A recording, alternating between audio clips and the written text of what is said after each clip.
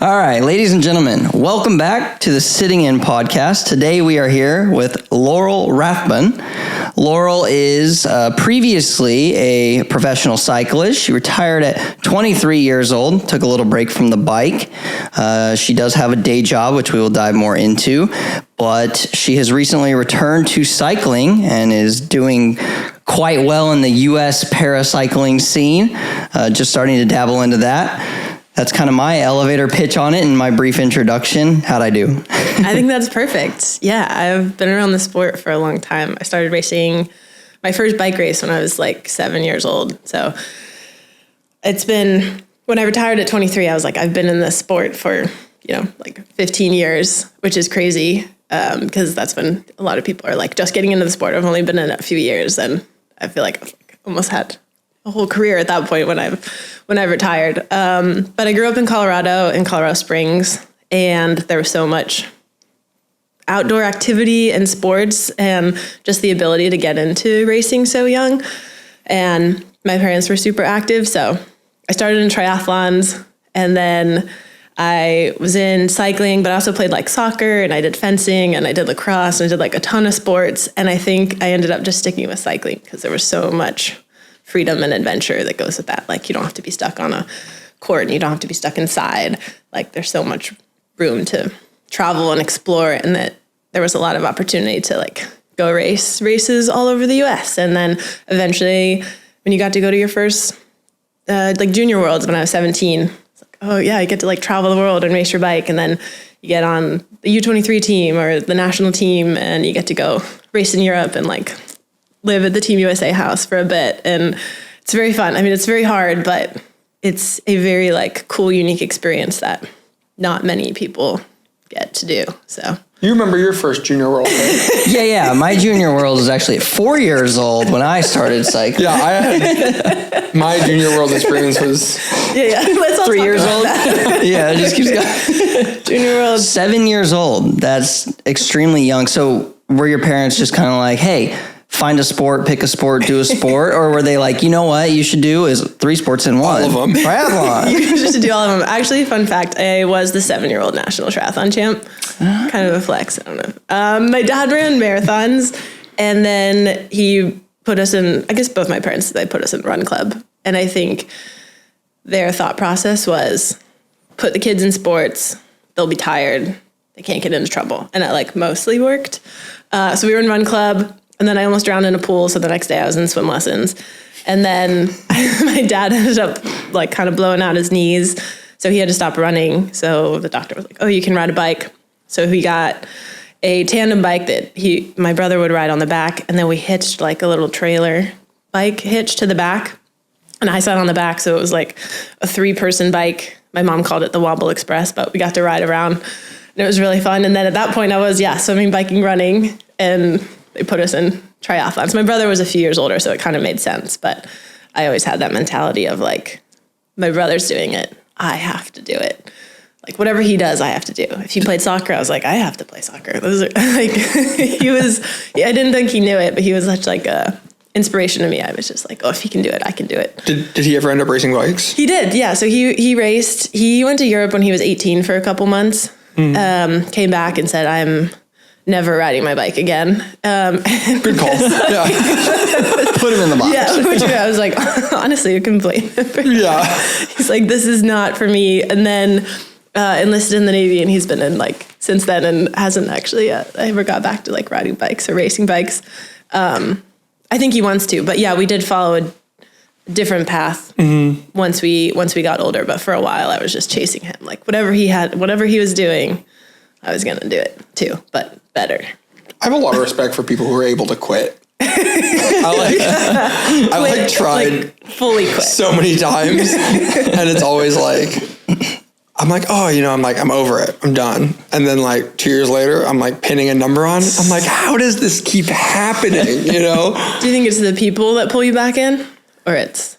I think that I just like when I like stop riding bikes, all of a sudden I have like 16 more hours in my week. And it's like, oh, I got to fill them.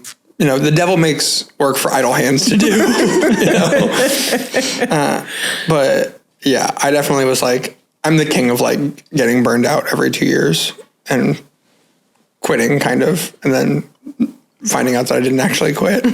Isn't that like kind of what you did? You like fake quit? I fake quit. Yeah.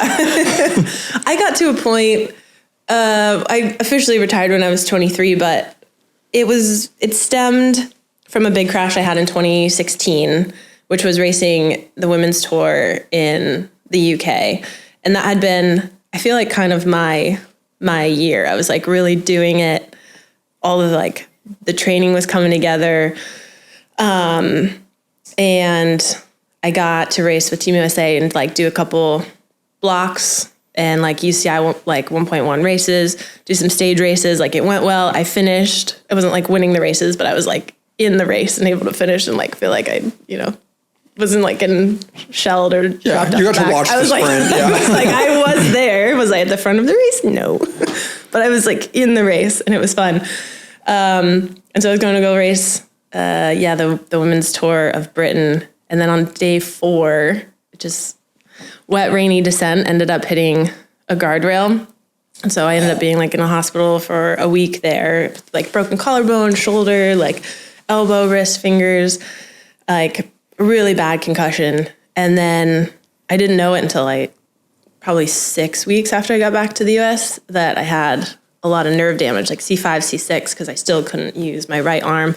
So then I had to go through a lot of nerve testing and like some EMGs and go to a lot of specialists and figure out like what's happening, because I couldn't use my right arm at all. I couldn't lift it. I still had elbow flexion, but if I wanted to shake someone's hand, I'd like pick up my wrist, move my arm across and like shake someone's hand. Same thing to like eat or to write.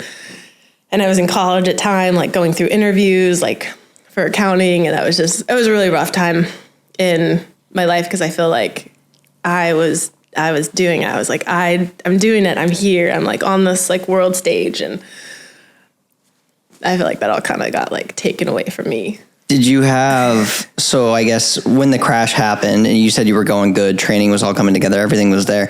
What was like your next step or your goals and aspirations? Were you like, FIMS tour? Like, you were already on that stage, right? So now what was your goal? I mean, yeah, at the time that was the second biggest women's race in the world. We didn't have like the Tour de France Femme yet, but there's still like the Giro for the women. So that would have been the only like bigger race. But I thought that would have just led to like a lot more opportunities or European contracts or something like that. But never really got to know. It was kind of, I crashed and then the mindset was, you get back up, you get back on the bike, you get back to like doing it as much as you can. And it was such a painful process I just feel like it kept getting worse and worse news, and I kept not being able to get back. And like I would do one race and they'd be like, actually, you have to have the surgery. So about 6 months after I crashed, I had to have a nerve graft where they took one of the 3 nerves that went to the tricep and rerouted it up to the auxiliary nerve, because I had no use of my deltoid or like 2 of my 4 rotator cuff muscles. And I waited 10 months after that before my arm started working again. So 10 months? 10 months, yeah. And that was already 6 months after the crash. So, I feel like it kind of started to like lose steam or lose hope, because I wasn't cleared to race. I still was doing some local racing. Yeah. Wasn't really supposed to, but I knew that the risk reward was not good, because if I had another bad crash, I knew that could have been like, really, really bad. And luckily I didn't, and it all came back and I got back to racing. And then I signed with Colavita for the last like 2 years of. How long was your recovery process until you got back on the bike and were actually, I guess, racing at that same level, right? I don't think I ever got back to that level. Like I never raced in Europe again after that. I did some cross. I did a cross World Cup in Europe and did like a Euro cross camp, but not on the roadside, no. And I think a lot of that was mental, of maybe I thought my body was fully healed, even though I knew that it wasn't. Like I knew I don't have the same strength. There's clearly muscle atrophy. Like I don't have skin sensation on like the top part of my arm. Like I know it's weaker, but I can get on the bike and I can pedal. But I think what was really missing in that like healing aspect was my head, that I was just not that I was not in it, that I didn't want to be in it, or that I was scared. And you can't really go into bike racing scared. You can't go into bike racing just kind of going through the motions. Like, it's a tough sport. You have to be all in it, and you have to be confident, and you have to be like ready to risk it all through any of the corners, really. So I think that was what was really holding me back. So the last 2 years, I mean, I raced okay at like a pro domestic level, but I wouldn't say I was ever like the same. Did you have like a fuck this moment? Like, because I mean, you like crashed, and like a lot of people would have been like, all right, like this is when I'm retiring. But you like didn't. You like crashed, and then you like got another pro contract, and then we're like, oh, okay, now fuck this. Okay, now fuck this. I think it was a slow fuck this. Yeah. It was like okay, I got bad news. I got more piece of bad news. Okay, I'm not able to train. Okay, I have to have another surgery. It was like, okay, I can race, but I think, yeah, my head was not in it, and I realized I was just kind of going through the motions for a while. And I think what was really important to me was like, I was like, I want to quit on my own terms. I want to quit because I don't want to do this sport anymore. Not because like I can't, not because I'm not good enough, not because I'm injured. Like, I want to quit because I simply don't want to be here anymore. Like, it's my choice, and I can do other things. So I did that. So no regrets in that respect. Like, I was able to retire and start like a full professional career in accounting. And I was able to graduate, race the whole summer, do like the pro bike racer life of couch surfing and going from host house to host house. And then just kind of quit bikes and started a career in accounting. And I was fully ready to like never ride a bike again, never race again. I was like, I did it. I had so many cool experiences, so much cool travel, but it also felt like it had taken so much away from me, and I was just ready to. So you were studying while you were racing professionally in Europe at the same time. How was that when it comes to like, I feel like there's two things there, right? One thing is it's in some way there's a college experience to be had, right? And when you're a professional athlete and you're racing in Europe and doing those things, you probably didn't get the traditional college experience. Not that you even wanted it, but at the same time, then there's like the work balance of being a professional athlete and also managing things like school, because it's not easy to study and be an athlete all at the same time, especially beyond like an NCAA level. So I guess two things there. One, do you feel gypped of a college experience? And two, do you feel like it was tough, or I guess how did you manage studying, and tackling professional athletics at the same time? I got pretty lucky with college. I feel like I went to Marian University in Indianapolis, and at the time that was the #1 cycling school, and they did so much to make you successful. And they knew that the cycling team, we had at that point 30 something national championships, and I think by the time we left we had 40 something. But we won road, and we won track, and we won cyclocross, never won mountain bike, and BMX as well. So I think it was really important for me to like have it all. So I do feel like I got to have a bit of like a college experience, not on the level that like most people have it. Like, we didn't even have like Greek life at our campus, but I still feel like I got to like have fun and be with my friends and like go out to the ratchet little house parties. And then I would still wake up at 7 the next morning to go on a 4-hour ride.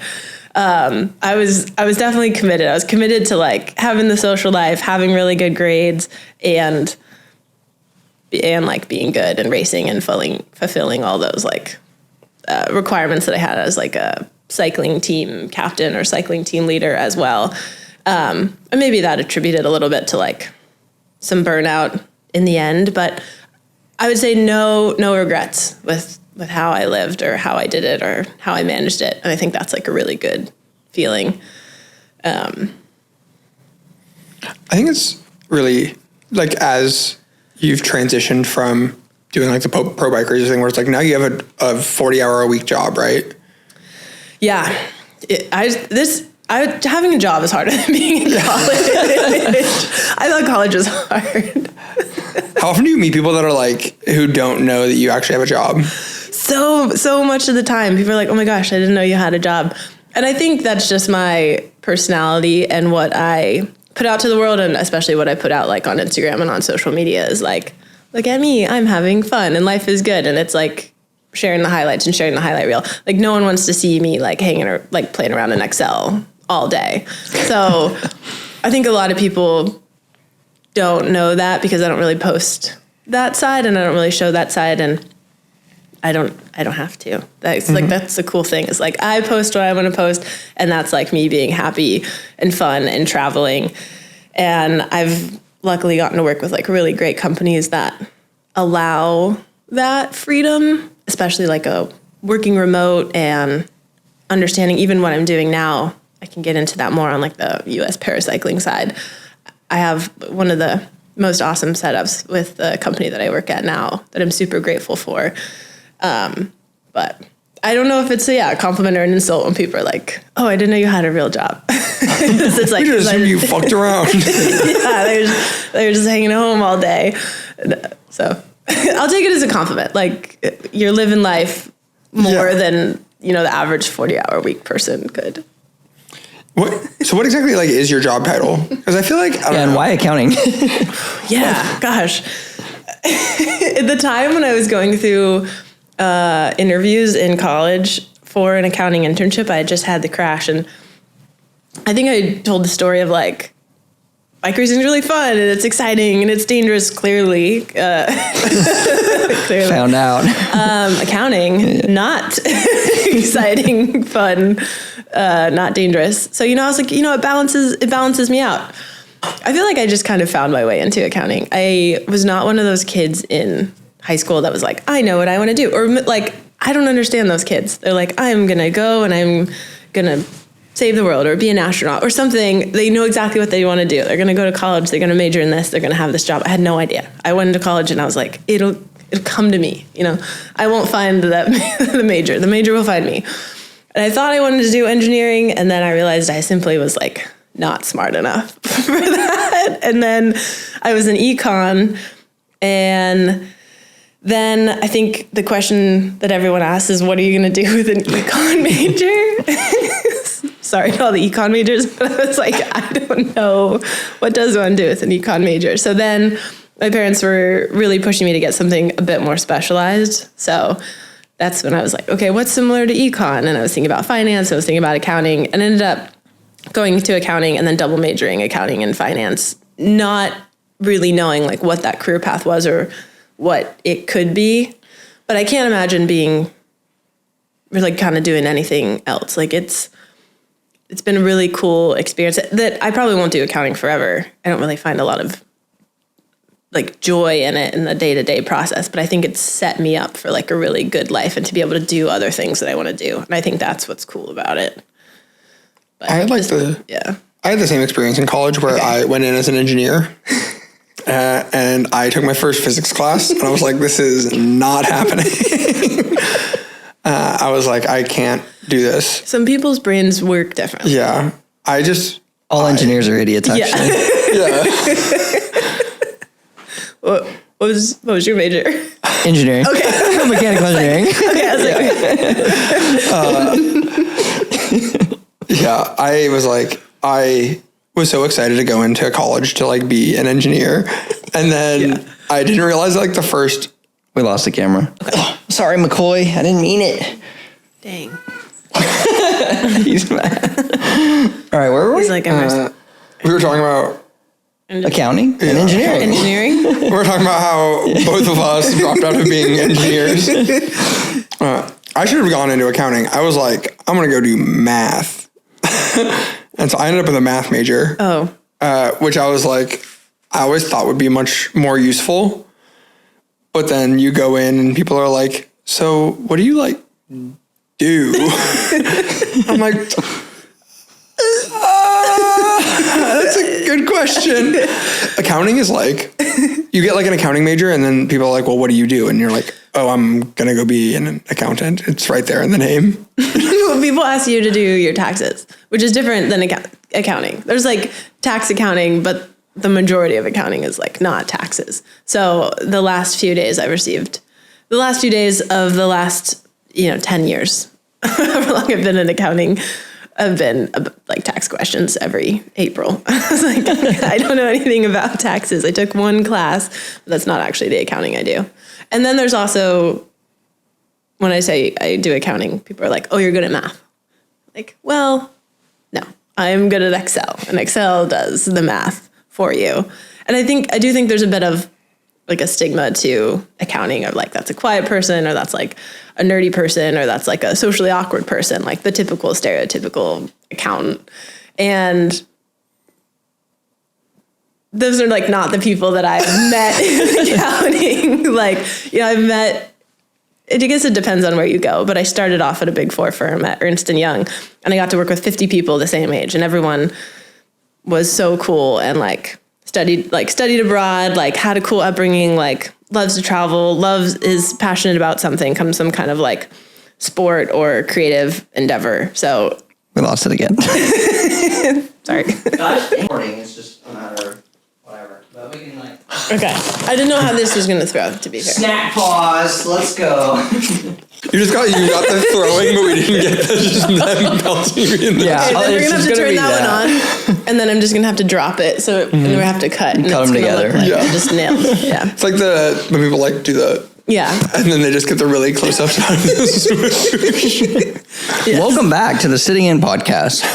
This is where we throw food across the room until we catch it.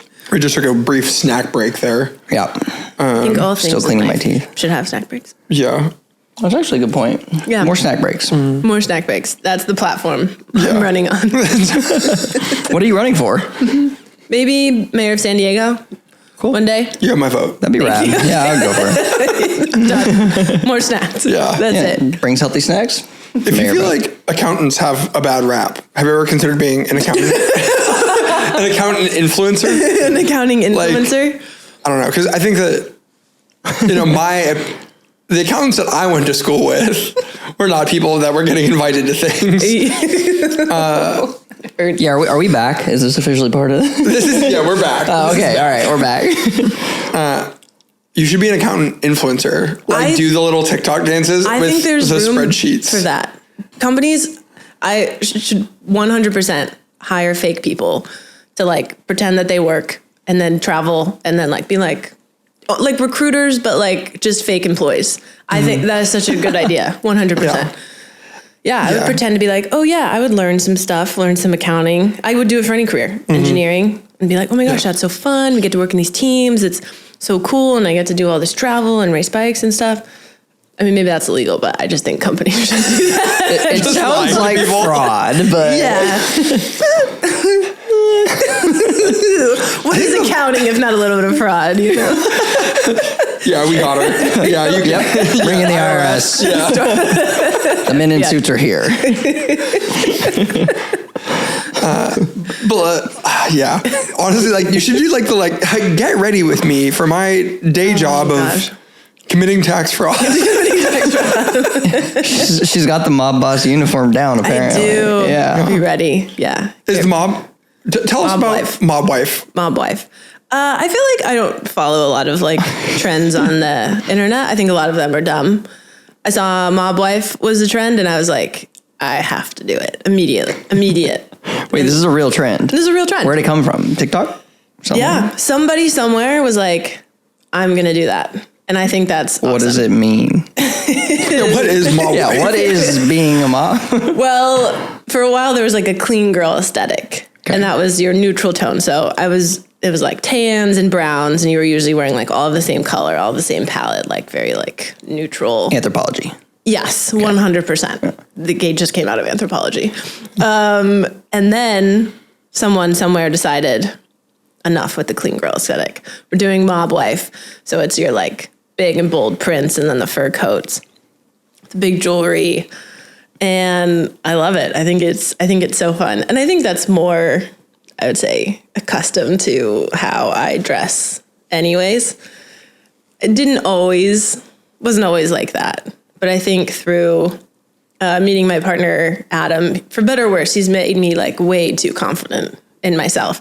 And I never knew that you could match like patterns on patterns. And I saw him do it. And it was just like this epiphany. I was like, oh my gosh, you can wear whatever you want. And it was this crazy thing. So I've been, I think, exploring that over the last, I would say probably 4 or 5 years, figuring out like, oh, I can wear whatever I want. I can wear these like cool patterns and I can do like a lot of cool things. And that's actually something I really have like an interest in right now is fashion. And I'm considering going back to school to get my master's at a college that I don't think I can name, but for like, Why can't you name it? well, I don't know if it's like a secret. You're worried this is a college? Is this college? The college is not a secret, but maybe the idea of me going to a college that is not the college that I went to is a secret. Is it Parsons? Can't let them know which one. No. Oh. Because it's a cycling one. Oh, It's like is it in like school. the ops? What is that? All right, we won't pry. When I asked if there were no off-limit questions, Yeah, I was not expecting college. college everywhere. Did you make this up? I didn't know. Is this think an about it episode, at the or time. is this the movie Accepted? Just run it back. Yeah, we'll circle back in like a year, and I'll tell you if I went there or not. I guess we'll But know. maybe I know someone at the school that was like, I could get you probably like a scholarship or maybe like a full ride if you wanted to come back and do like a creative major for like fashion or fashion management. And I think that would be something I would love to do because I think I do definitely feel stifled on the accounting side. Like there's not creativity unless you're like creatively trying to figure out how to hide money, but it's not. We already talked about the fun part. That's Yeah. fine. Fun. But for the record, that's not the kind of accounting I do either. So no taxes and no fraud, just the basic, Just real accounting. basic boring accounting is what I do. Lowell's boss is gonna watch this and be like, "Oh, we gotta check everything." Do not let this go to the board. So What company do you work for? Logged out of my computer. Yeah. But on that note of the company that I work for, I do want to like say how awesome they've been with my travel schedule right now. And I guess the background that I have to give on that is I came back into racing maybe like 6 to 8 months ago, like seriously, to be a tandem pilot for a blind athlete, and with the hope that maybe we could qualify for the Paris Paralympics this year.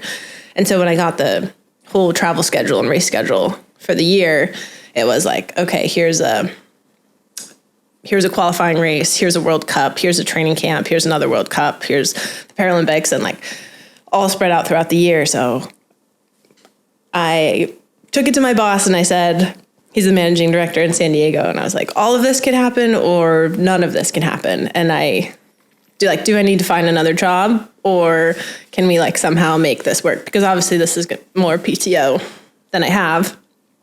And he was like, let me look at it. Let me take it to the chief HR person at my company.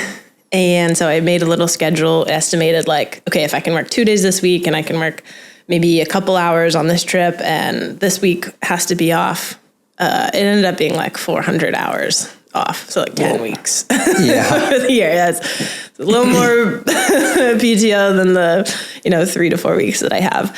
And so he said, so he got it approved, and he said, take as much PTO as you have available. And then outside of that, I can basically just charge like an unpaid leave time off. But they're super supportive of having a life outside of work, which I think is so important, like having a passion or a drive or just something outside of work. And so it's really allowing me to like really be in it and really be training for the Paris Paralympics. Were you remote prior to the pandemic, or was this like a development? So it's sort of all it's like falling in line in kind of a nice way, right?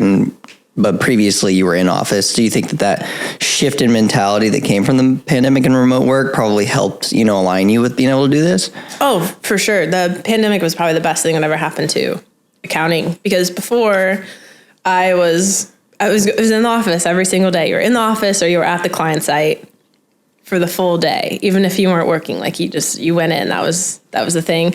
And once the pandemic happened, I was working at home for a week for the first time ever. And then I asked my team, I was like, can I work remote in San Diego? I was living in North Carolina at the time. And they said like, okay, yeah, if you make the 9 a.m. meeting, which is now at 6 a.m. So I did that. And we tried to work remote before, but I feel like we were told like, we don't have the resources, we don't have the technology, we don't have the resources, we don't have the technology. COVID happened, and then turns out they're like, oh, we do have the resources and we do have the technology. That's crazy. It's just like, you think you can't do something, and then you're forced to be in a position, you're like, oh, just kidding. I can. Yeah. And now, we were remote for a long time, and then it was hybrid, and there was a big push to be back in the office like 2 to 3 days a week, which I'm not opposed to. I think 5 days a week in the office. I don't think I could go back to a job doing that. At least not at this point in my life. And then now the company that I'm at was hired as 100% remote. So there is an office that we can go into, and I'll try to go in, say, once every other week or so. But I do think the pandemic, working remote, has been huge for the accounting industry and just all industries, actually. Did you feel any sort of...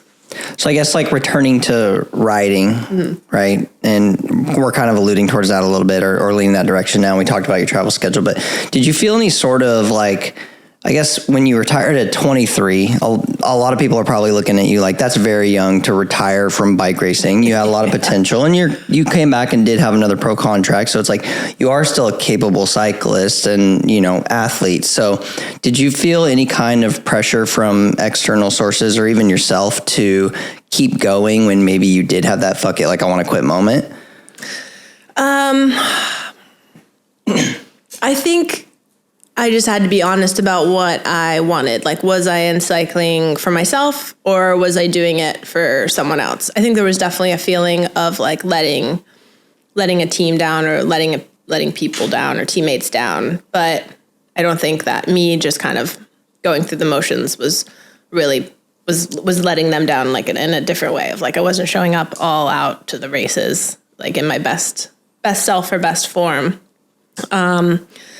And I don't think I got a lot of like flack for it. I think people are like very understanding of why I wanted to quit. And it wasn't like a decision I made in the moment. It was something I had like planned for, maybe a year out, 6 months out, and been like, this is when I'm going to end. I'm going to finish out all my collegiate responsibilities. I'm going to race this summer, and I'm going to start a job, and then I'm going to be done. So it wasn't, people were like, it's not just like heat of the moment decision.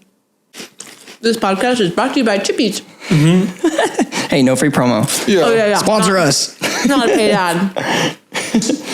All right, we got the GoPro up and running. Look directly into the camera. And we got the janky ass camera set up, so I think we'll be all right. To address the viewers at home, running for the first time ever, we have had technical difficulties, which is exciting. We've never had technical difficulties. Does that make us a real podcast now? I think that makes us a real podcast. I think we just got to a new level of legitimacy. I got to be here to witness it. Legitimacy I could do without, but all right. We had a camera overheat, which was exciting, and now Laurel is just spraying.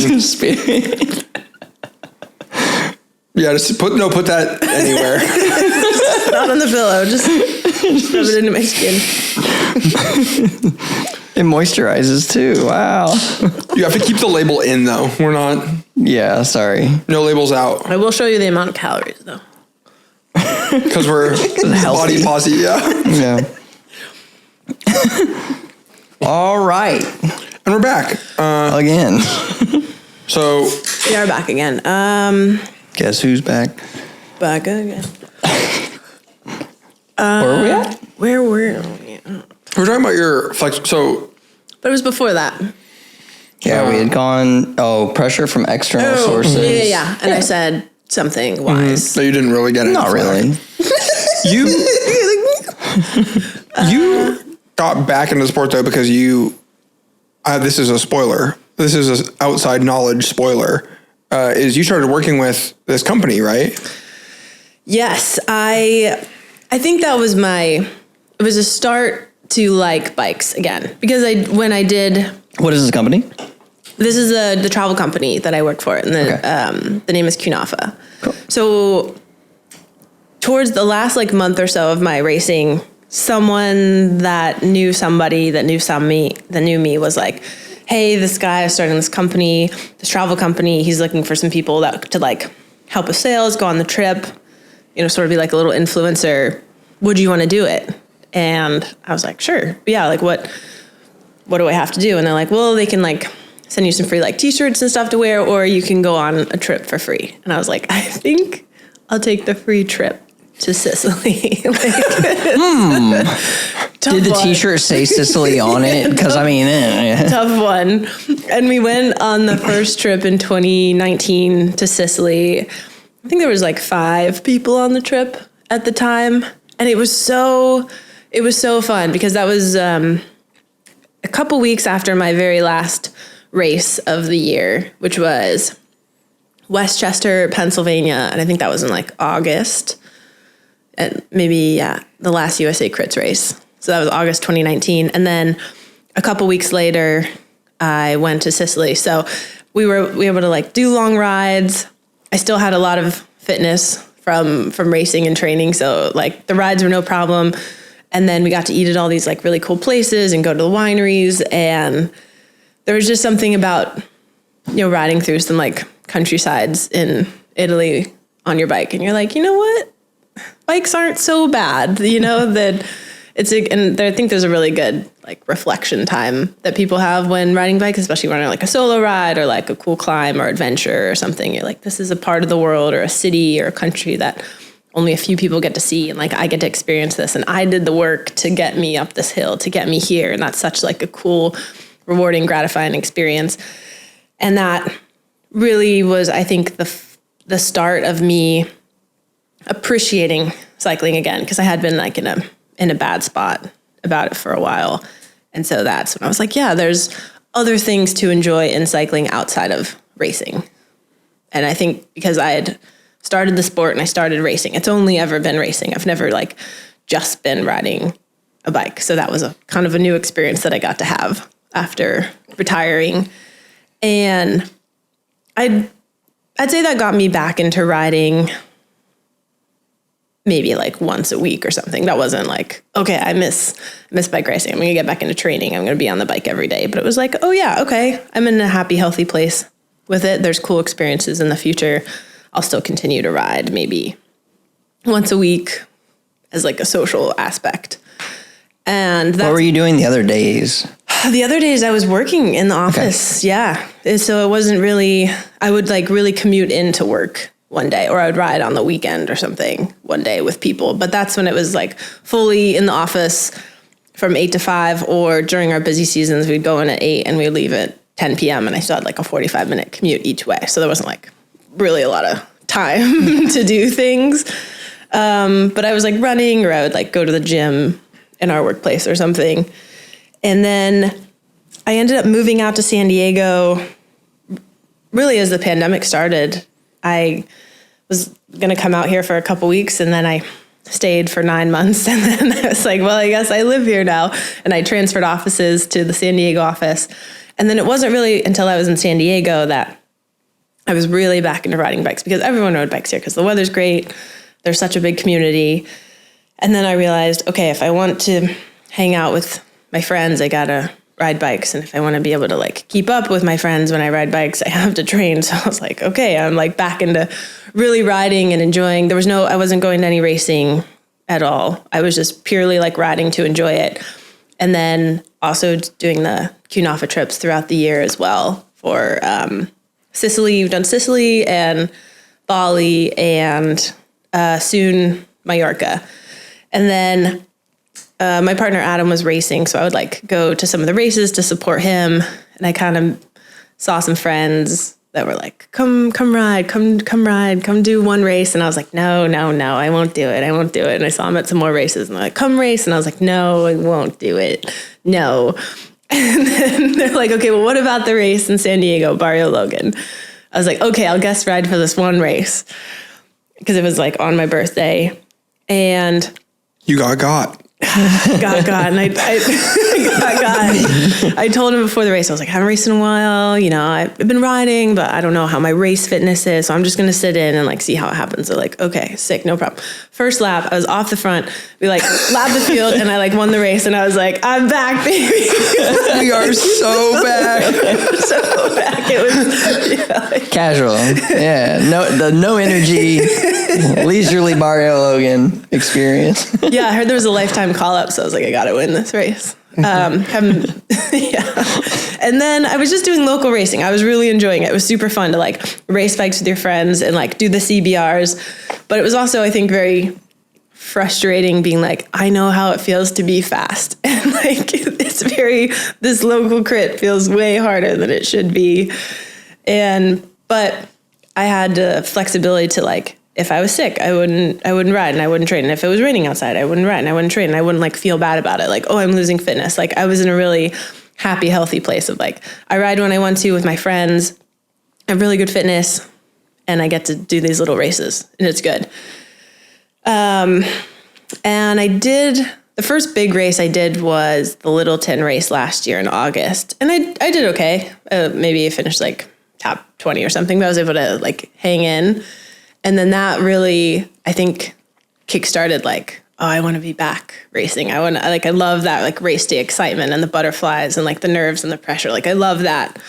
And around that same time was when I got connected to the Blind Cyclist to be a pilot. So it was really good timing of like, I want to be back in the sport and here's this avenue for you to like go do this. And so I didn't think that's how I would come back into the sport, is like to be a pilot on a tandem. It was a really cool experience they offered to me at the time of like, you could go to the Paris Paralympics next year. And I was like, okay, awesome. Yeah. So I was training a lot. I was like back in it. I was like, feel like really disciplined. I like was giving up a lot of friends trips with friends and like weekends out and things that you get to like do when you're not getting ready for the Olympics. The fun stuff that you get to do when you're. How do you feel like so, you know, it sounds like this crash kind of put you almost in a healthy place with cycling in the long run. And had that not happened, you might not have had the same relationship with cycling or sport in general, right? So what do you think your relationship would look like if that had not happened, based on the mental state you were in when you were racing at the time that it happened, and then, you know, stretching a few years later, right? Do you think that you would have still found love in sport, or, you know, cycling in particular, or any sport at all? Or would the competition have sort of fizzled out for you and been uninteresting? Or That's tough. And it's something I like tried not to think about, because I was like thinking that the path that I wanted ended and now I have to figure out something new. I do think that I would have adapted it and like been able to, I'd say, be happy or overcome any kind of like situation that I was in. So I think if I was able to continue racing or continue on this trajectory that I would have been on, like it would have been a different life. It would have been, I think it would be completely different with the people that I've met, and I probably wouldn't live in San Diego. And you wouldn't have met Adam? I wouldn't have met Adam. Who is, to all the viewers at home, a total dreamboat. Yeah. Dude, the crop on that is we're going to put a picture of Adam's face right here. Just pop him up right here. Yeah. He is great. I can't imagine, being with anyone else. He is wonderful. Best partner ever. So, you know, it all kind of like led me to the path where I am now. So I try not to think too much about like, well, what could have been if this didn't happen? And I think that's really relevant recently, once I found out the injury that I had from crashing in 2016, actually not officially, but I think qualifies me as like a C5 para athlete. And the ranking scale on that goes for the para athletes. There's C1 to C5, and C5 is the most able-bodied. Usually it's nerve damage. And then there's the tandem, the blind category. So there's those 6 different categories. And then C1 is the most disabled. And so I found out through someone that actually has the same injury as me that, hey, you actually probably qualify as your own para athlete. And so I'm figuring that path out now. And so I'm no longer a tandem pilot, and not because I'm pursuing my own interest. It kind of just is like a things aligned, serendipitous like twist that happened.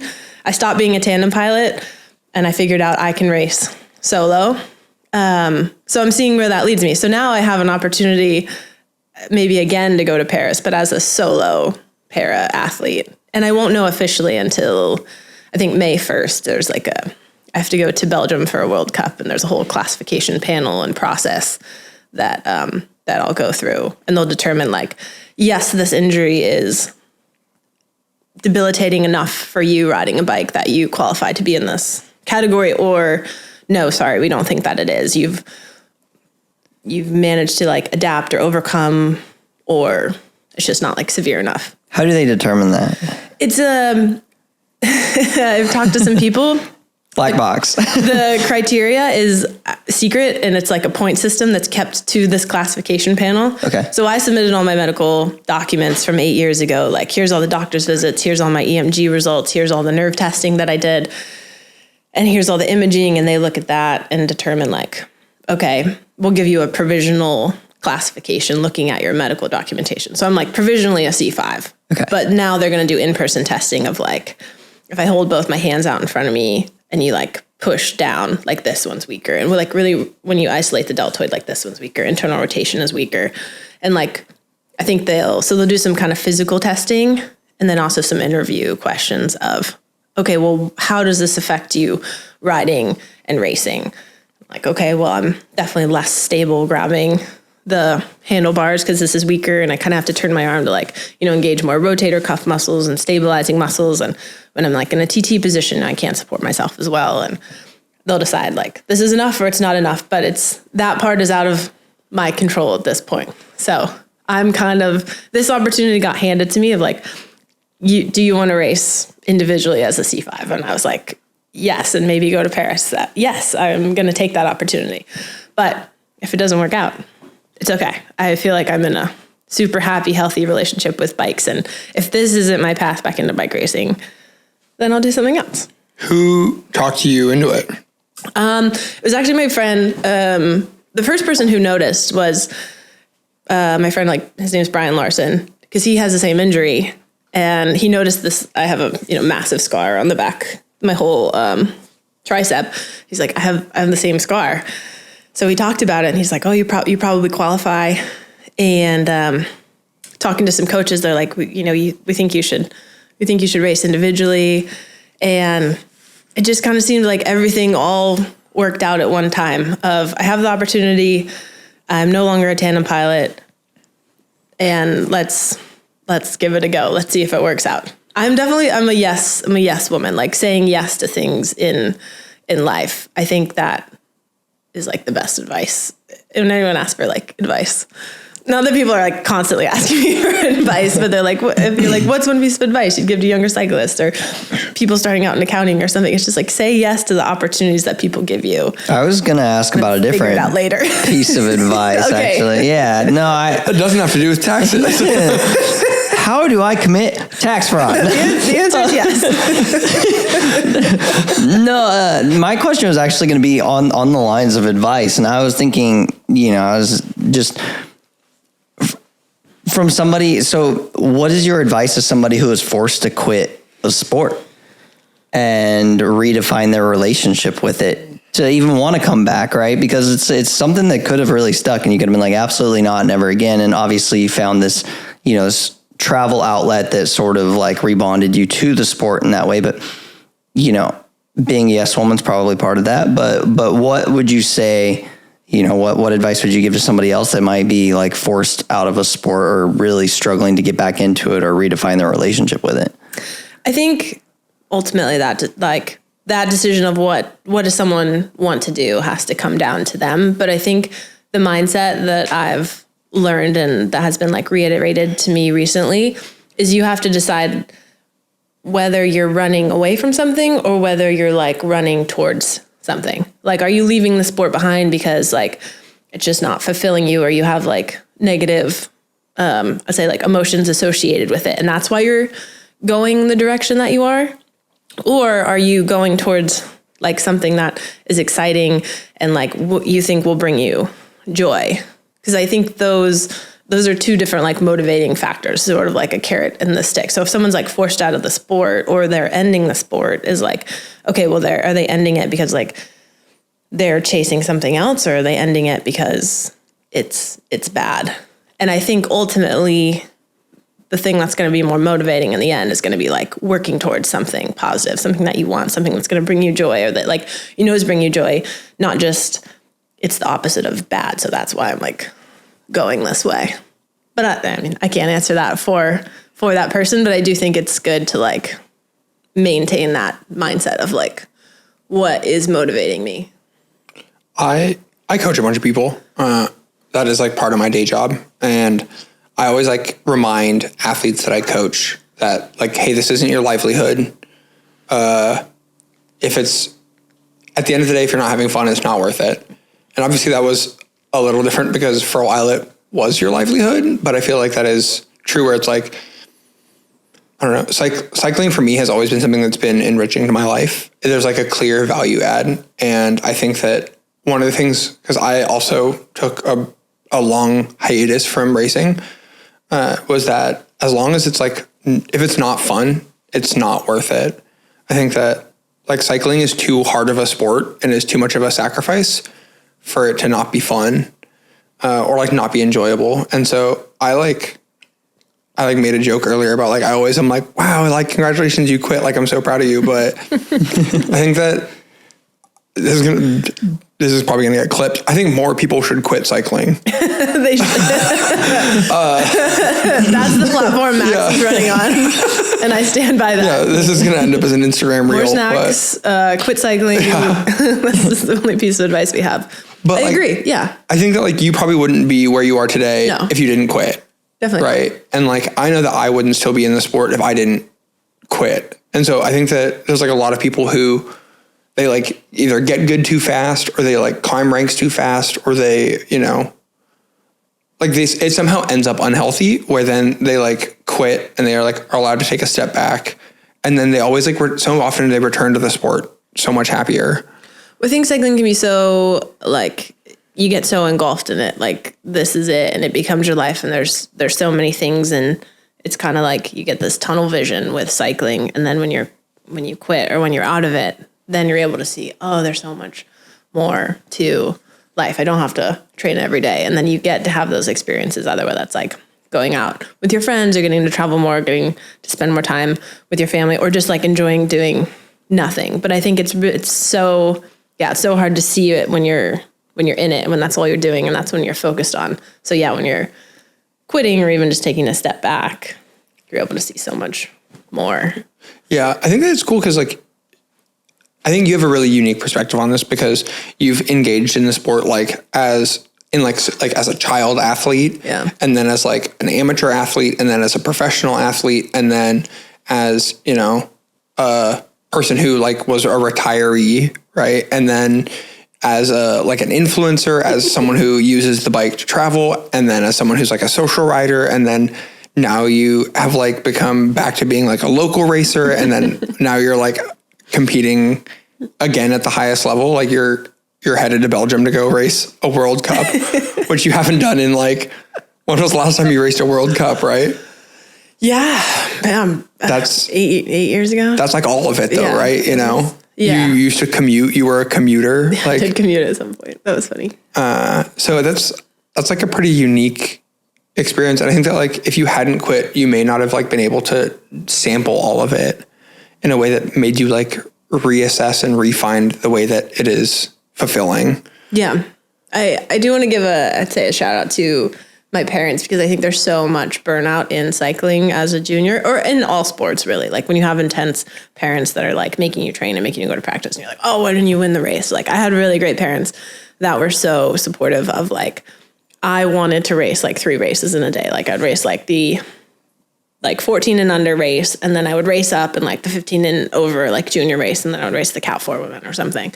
And probably ended up being there, like a crit for like 6 hours. And we'd to get up at 5 a.m. and we drive the hour and a half for like the 8 a.m. start that they had for the juniors and stuff. But like I wanted to do that. They weren't like, you have to race as many races as possible. So I think my motivation and mindset has always been super healthy because I've had like really supportive parents in that regard. So I did want to like give a shout out to them because it would have been so easy to get burnt out so young. I think What does like motivate you though? Because it's like we talked to Alec last week about how, you know, some people are like in it for self-betterment.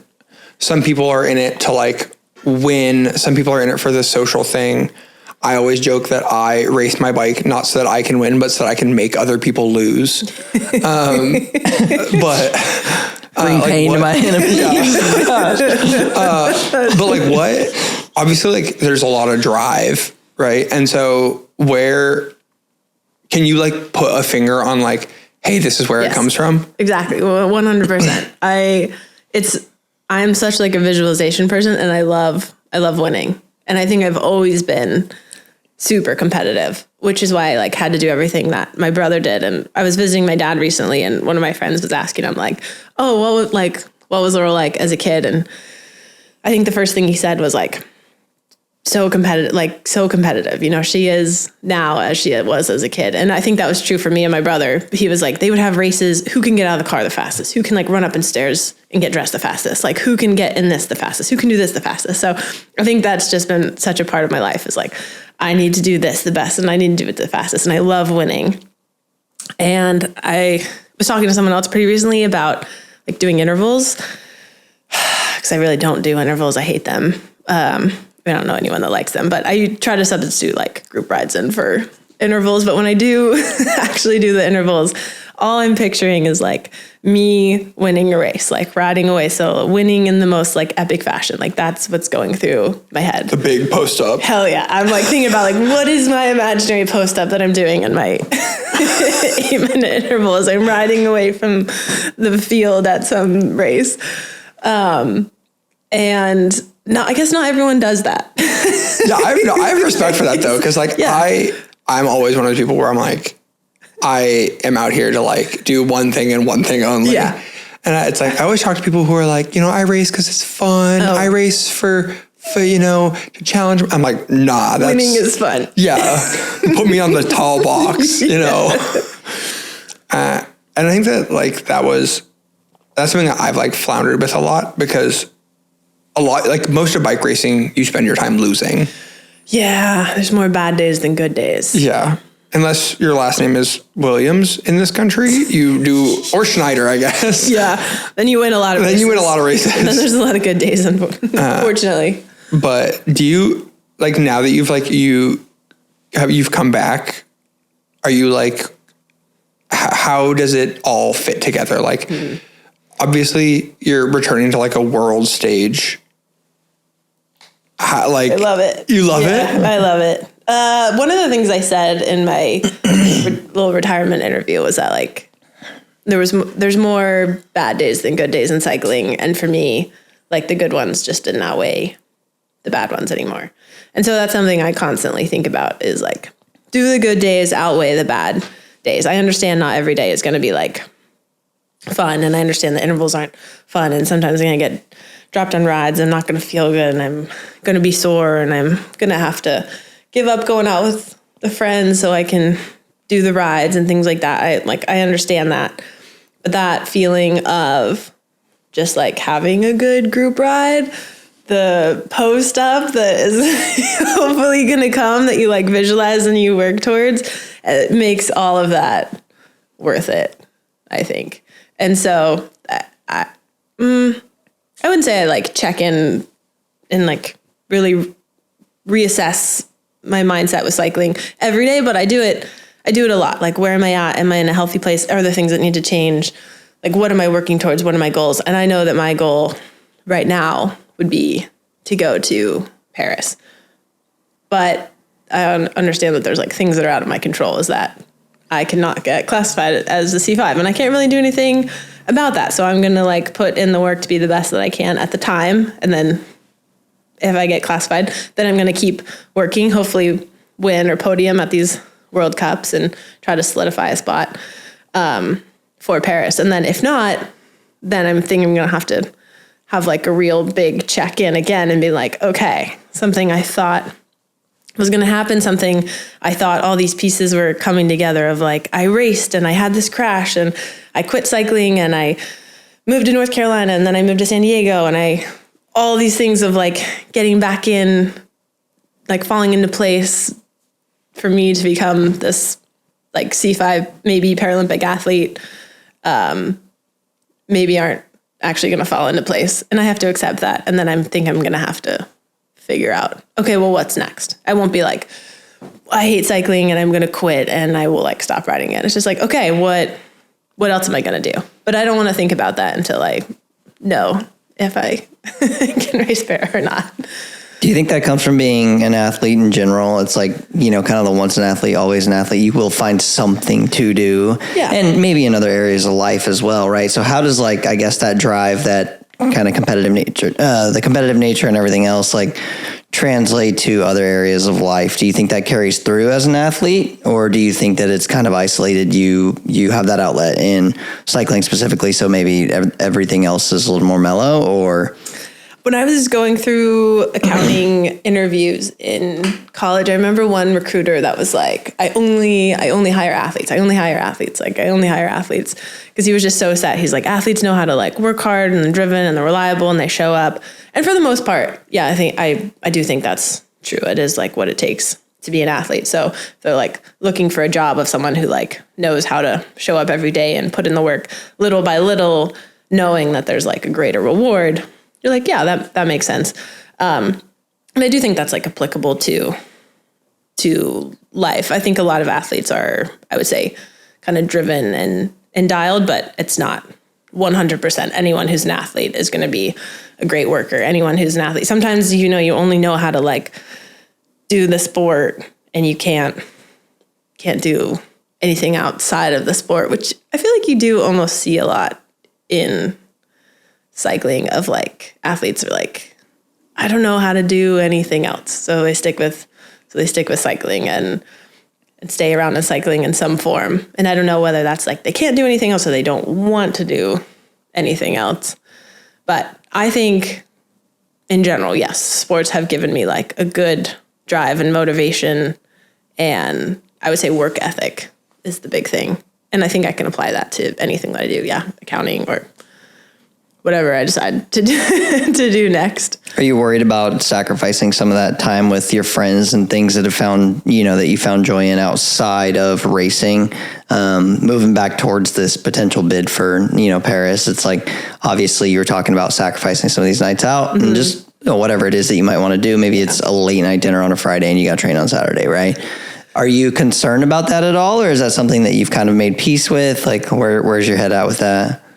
Definitely no regrets with how I'm living, with how I'm training. I don't think I do anything that I like don't want to do. And I do feel like I am in such a fortunate position that I'm like, I got to have a career for like 5 years as a professional athlete. Really, I got my first pro contact when I was 18. So I got to have like a good like 5 years of like a professional athlete in college.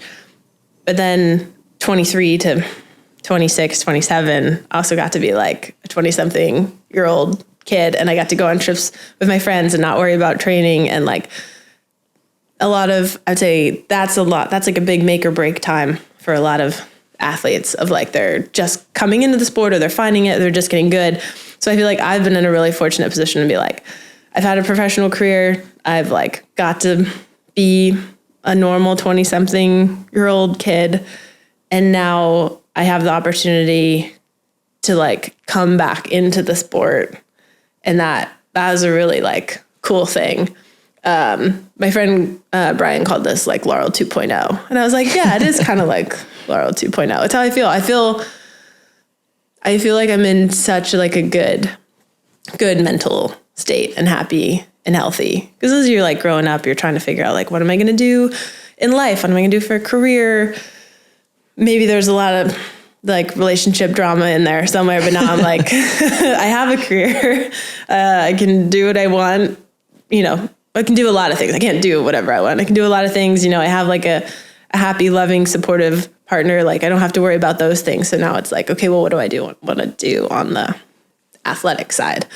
So those are like my 3 little boxes of like career, relationship, sport. 2 of those are, I would say, you know, checked off. So now it's like I can put like a lot of attention on cycling. From the relationship, family perspective side of things, do you think that at some point you will no longer have time to compete as an athlete, so that might be something that, you know, you lean into like the family side of things more? I don't think so. Okay. I think I'm in like a very unique relationship where there's like a lot of independence on my side and there's a lot of independence on Adam's side. And we're just like 2 very independent beings that choose to coexist together.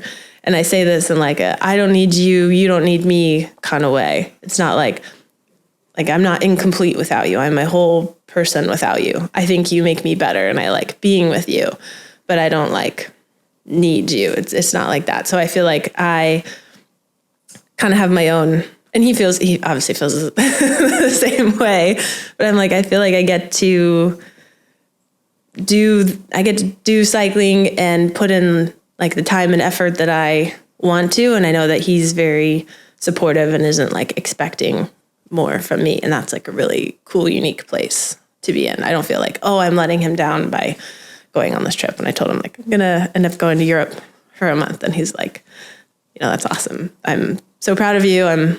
I'll support you in anything that you do. Whatever you need, just let me know. It's like, you guys also already have the perfect daughter. Oh, we do. We do have the perfect daughter. He is the dog dad extraordinaire. Her name is Lola. We need to flash another box. Yeah, here, we'll put Lola. Send photos. We'll put Lola right here. She's about to turn 17 in a couple days. Yeah, I feel he does. And obviously he tells me like he misses me on trips and stuff. But I was like, I have it harder. You have Lola. You have, you know, this thing to cuddle and be with at night. I was like, I don't have that. You know, you have a piece of me. It's Lola. And I think he kind of secretly likes when I'm gone. Or not so secretly, because when I'm gone, she loves him and she follows him to every room and she sleeps with him. But when I'm back, she's like, I have no idea who you are. To Adam, I don't know what you've ever done for me. Mom's back. Who are you? I'm mom's girl. And then when I leave, she's like, hey, so about that thing I said before. Anyways, I'm just need to cuddle you right now. So I'm like, okay, well, you get to hang out with your girlfriend or the dog likes you. Choose one. Choose one. He can't have both. Yeah. He's like, I think I'll take the dog. Okay. I'm like, okay, I'm going to Europe for a month. Comment below. I feel like now, as we're like winding down, there's like some rapid fire things that I feel like if we don't talk about, they'll be missing. Okay. The bubble braid. The bubble braid. Oh my gosh. I have never been able to like do cool things with my hair. And I figured out the bubble braid and I made it my whole personality. Like I will not stop. That's kind of how I am with things though. I discovered chips that I like. I'm going to eat them until I hate them. Yeah. You're becoming a chip influencer. Yeah. We've never had anybody bring snacks on the podcast. So yeah, I think this is a new requirement going forward. Yeah. Any guest. If you guys are watching this and you're a future guest, let's bring snacks. You got to bring the snacks. Not a requirement is the ability to throw it in Max. Yeah. Throwing skills. Yeah, that might not make the final cut, but required. Laurel missed a whole bag of chips basically into my mouth. There's going to be more bubble braids in the future. Yeah. Although someone informed me it was not Arrow. And I was like, well. Who? Brian Larson. That's Brian. This is Brian. And so then I had the argument of style watts over Arrow watts. People can choose a side. I personally think style watts are more than Arrow watts, but. Yeah, style means a lot. Yeah. What does Brian know about hair? Hair, Arrow. I was like, oh, there's so many things. He does know a lot about Arrow. The hair, I don't know how much he knows about. Yeah. Maybe Brian needs a bubble braid. Is that what he's missing? Brian needs a bubble braid. Brian's not here to defend himself. Yeah. He can comment. He can come on the next one. Yeah. He's someone who is smart enough for engineering. His brain works definitely differently, and I love that because he's given me a lot of like tips on some aero advice. Mm-hmm. Some of it I take, some of it I don't take, like the brain. Do you have a mentor?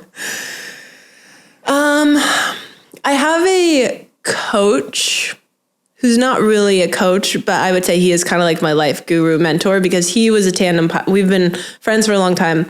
He was a tandem pilot. And when I got the opportunity to be a tandem pilot, he was so good at like giving me such good advice at how to manage that relationship, the Paralympic cycling, like strength, core, a lot of things that go along with that. And because he's like 5-ish years older than me. And then we also followed a very similar career path. So I feel like he is sort of my mentor, but he's just more like my friend. But if there had to be anyone, it would probably be my coach, Steven.